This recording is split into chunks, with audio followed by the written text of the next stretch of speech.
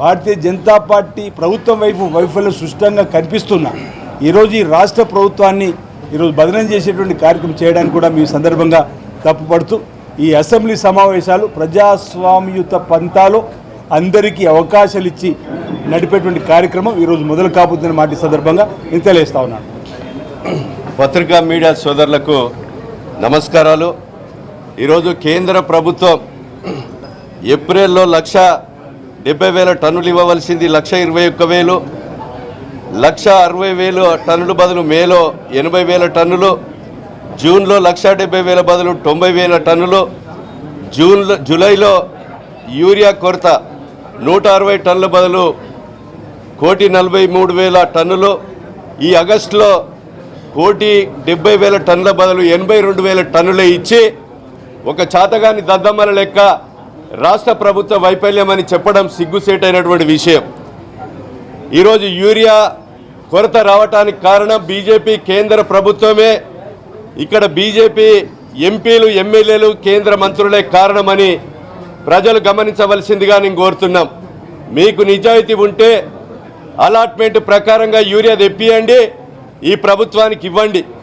కానీ యూరియా వల్ల రాజకీయ లబ్ధి కోసం ఊసరవెల్లి మాటలు మాట్లాడే విధానం ఇది ప్రజలు గమనించవలసిందిగా, రైతాంగం గమనించవలసిందిగా కోరుతున్నాం. దానికి డోలు కొడుతూ బీఆర్ఎస్ వాళ్ళు ఈరోజు ఉపరాష్ట్రపతి ఎన్నికల్లో యూరియా ఇస్తే సపోర్ట్ చేస్తామని దొడ్డిదారిగా దోస్తాన్ చేస్తూ ఈరోజు కాంగ్రెస్ ప్రభుత్వం మీద బురద జల్లే కార్యక్రమం చేస్తున్నారు. వరదల విషయం ఈరోజు జూలై 23వ సంవత్సరంలో 63 సెంటీమీటర్ల వర్షపాతం భూపాలపల్లి ములుగులో పడితే, మోరంచపల్లె మునుగుతే అప్పుడున్న కేంద్ర మంత్రి కిషన్ రెడ్డి వచ్చి విపత్తు పైసలు 1,500 కోట్లు వాడుకున్నాడు కేసీఆర్ అని చెప్పి, నేను జబ్బలు దరుచుకొని నేను సాయం చేస్తా అని చెప్పి చనిపోయిన వ్యక్తులకు కానీ ఈరోజు 6 చనిపోయినా 1,100 పశువులు చనిపోయినా ఆనాడు 40,000 ఎకరాల్లో ఇసుక మేటలు పెట్టిన చనిపోయిన వ్యక్తికి కానీ నీట మునిగిన ఇండ్లకు కానీ నయా పైసా ఇప్పియలేని వ్యక్తి బీజేపీ వాళ్ళు. ఈరోజు చాతగాని దద్దమ్మని మహేశ్వర్ రెడ్డి గారు మాట్లాడినటువంటి మాటలు ఈరోజు ముఖ్యమంత్రి దమ్మున్న ముఖ్యమంత్రి ఈరోజు మిగులు రాష్ట్రాన్ని అప్పుల కుప్పగా చేస్తే ఇచ్చిన హామీలన్నీ కూడా ఓటేటిగా ఓటీ చేస్తూ గత సంవత్సరం మైబాదు ఖమ్మంలో కురిసినటువంటి భారీ వర్షాలకు ముఖ్యమంత్రి వై స్వయంగా నష్టపోయినటువంటి రైతాంగానికి ఎకరాన 10,000 ఇచ్చి చనిపోయిన వ్యక్తికి 5 లక్షల రూపాయలు ఇచ్చినటువంటి దమ్మున్న ముఖ్యమంత్రి రేవంత్ రెడ్డి గారు.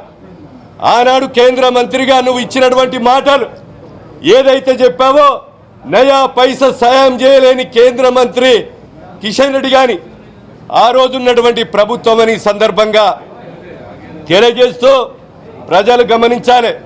ఈరోజు ప్రజాస్వామ్యవాదులు గమనిస్తున్నారు. ఈరోజు జరగబోయేటువంటి శాసనసభ ఎన్నికల్లో చర్చలో పాల్గొనండి. ఈరోజు మీ యొక్క సూచనలు ఇవ్వండి. కానీ అనవసరమైనటువంటి విషయాలను మరి బీజేపీ బీఆర్ఎస్ కానీ ప్రజలను తప్పుదోవ పట్టిస్తే ఇది తెలంగాణ గడ్డ, విప్లవాల గడ్డ, ఉద్యమాల గడ్డ. ప్రజలు పార్లమెంట్ ఎన్నికల్లో శాసనసభ ఎన్నికల్లో తీర్పిచ్చారు. రేపు రాబోయే లోకల్ బాడీ ఎన్నికల్లో కూడా ఈ 2 పార్టీలకు బుద్ధి చెప్పడానికి సిద్ధంగా ఉన్నారని తెలియజేస్తున్నాం.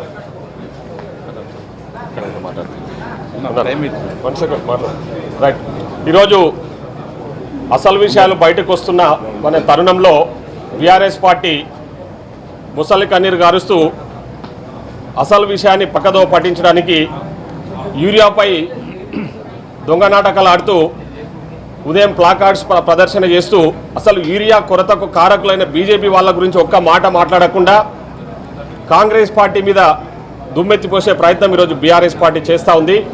ఈరోజు ప్రజలందరూ కూడా గమనిస్తూ ఉన్నారు, రైతులందరూ గమనిస్తూ ఉన్నారు. ముఖ్యంగా యూరియా కొరతకు ప్రధాన కారణం బీజేపీ అన్న విషయం అందరికీ కూడా తెలుసు. ఈరోజు కాళేశ్వరం కమిషన్ మీద ఇచ్చిన రిపోర్టు అసెంబ్లీలో ప్రవేశపెట్టబడుతున్న తరుణంలో వాస్తవ విషయాలు ప్రజలకు తెలియాలనే ఆలోచనతోన ఈరోజు ప్రభుత్వం చేస్తున్న ప్రయత్నాన్ని తిప్పికొట్టడానికి, ప్రభుత్వం చేస్తున్న ప్రయత్నం మీద వాళ్ళు దుమ్మెత్తిపోయడానికి ఈరోజు బీఆర్ఎస్ పార్టీ ఒక కొత్త నాటకానికి తెరలేపుతూ యూరియా విషయాన్ని ముందుకు తీసుకొచ్చేసి అసలు విషయాన్ని పక్కదో పట్టించే ప్రయత్నం చేస్తూ ఉన్నారు. ముఖ్యంగా ఈరోజు కాళేశ్వరం మీద వేసిన కమిషన్ రిపోర్ట్ ఏదైతుందో అసెంబ్లీలో పెట్టి ప్రజలకు తెలిసే విధంగా చేయాలని ఈరోజు ప్రభుత్వం ఈ స్పెషల్ అసెంబ్లీ సెషన్ పెట్టడం జరిగింది. కాబట్టి ఈరోజు ఈ విషయం మీద చర్చించకుండా యూరియా మీద మాట్లాడుతూ ఉన్నారు. యూరియా గురించి మా ముఖ్యమంత్రి గారు, మా మంత్రులందరూ కూడా, మేమందరం కూడా ప్రయత్నం చేస్తూ ఉన్నాం. రైతులకు మేము ఒకటే విజ్ఞప్తి చేస్తూ ఉన్నాం, యూరియా కొరత లేకుండా చూసుకునే బాధ్యత మేము తీసుకుంటామని చెప్పి సందర్భంగా తెలియజేస్తూ, ఇప్పటికైనా బీఆర్ఎస్ మాయమాటలు నమ్మొద్దని చెప్పి తెలియజేసుకుంటూ సెలవు తీసుకుంటాం.